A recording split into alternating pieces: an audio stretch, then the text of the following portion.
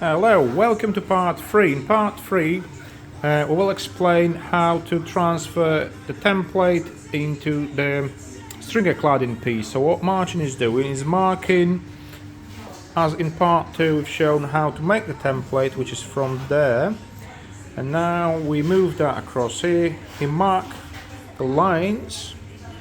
Please remember he made that line as a bottom or the top of the stringer. So just be careful which lines you transfer into a stringer cladding.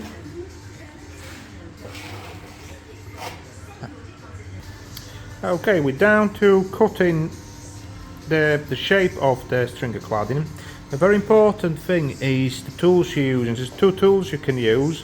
Obviously you can use the handsaw, more advanced we'll use the jigsaw, and obviously more advanced we'll use one of these track saws. So today we're going to use the jigsaw.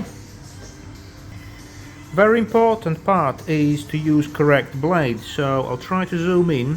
This is the down cutting blade, so what it's got, all the teeth, little teeth, are facing down. What does it mean? When you cut on the nice top surface, the blade will not splinter the top. Obviously will push the splinters, because of how the blades are made, it will push it down.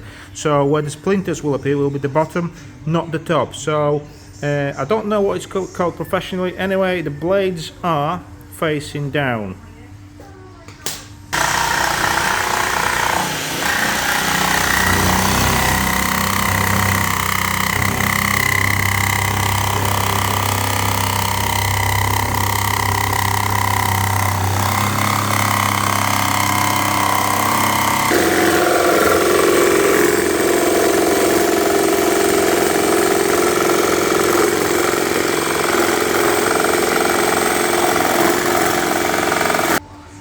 Okay, so now we've got our stringer cladding piece ready, so I'll ask Martin just to put it in place for us and we'll see how it looks.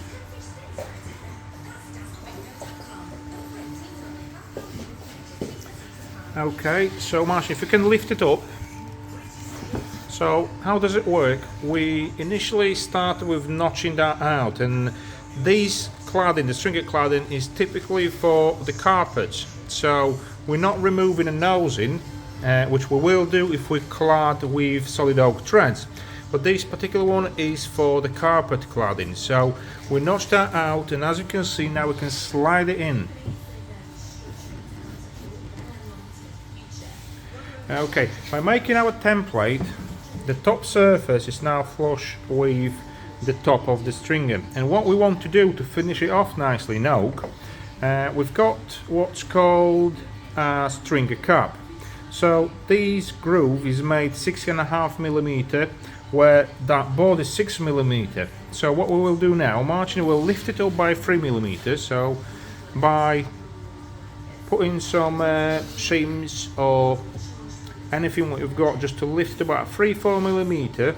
So as you can see, I've just got a small template piece just to show how it works. So we've got about 3mm space there, and by lifting that piece by this 2-3-4mm, we will accommodate for that piece to sit in and close and seal stringer capping. Will give us a great result. By all means, there should be a wall probably there, so what you need to do, you need to scribe it accordingly to your wall shape. So they come in various sizes, so whether it's 45mm, 60 or 100mm, there is different scenarios where you can use that and scribe it to your wall. Now Martin will do that part and will show you how to make a joint, so please continue to watch. Okay, so we've got one side cladded, we've got from template to the piece which is already there. Now we'll be cladding that part. So we've got two separate templates just to show you how to make a joint. So we've got that part. If you can lift it up, please. That's it. So we'll make a joint. I'll show you how to do it. So we'll transfer templates into the stringer piece, and we will cut it and put it in place.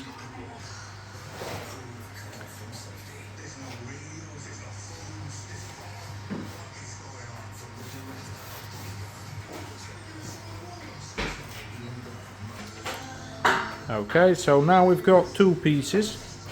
The first one is just been made there, and Martin is just getting ready the other piece, which will go in that part. Now we come across a joint which is not made yet, so I'll try to explain how to make that joint.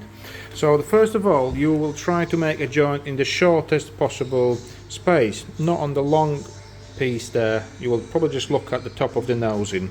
So Martin, if you can put that piece in, please. So what Martin is going to do now, on that small piece, he will cut 45 degree off there. So let's do that part first.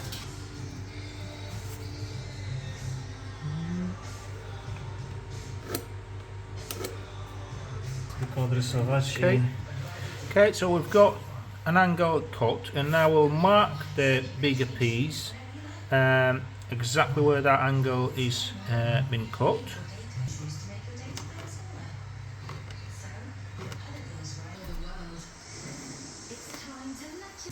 Okay, so we've got all the pieces now cut. We've got the angle made there. We've got the other piece go on top. Let's have a look and see whether it fits well. That's it. So the most important part is just remember to make a joint where is the shortest possible space. Remember about putting the spaces underneath, so that lifts the stringer cladding up by about 2-3 millimeters. That is to accommodate for the stringer cladding cap to go on top. So that's the last finishing touch, where you would have to fit that accordingly and shape accordingly to the shape of your staircase. So we've got this type of stringer cladding typically for the carpet. So the carpet will cover all of these gaps. Although there's other type of staircase finish, which is threads cladding in solid oak, where things like that, these old gaps, would then be covered completely by the thread. In other case, it will be covered by carpet.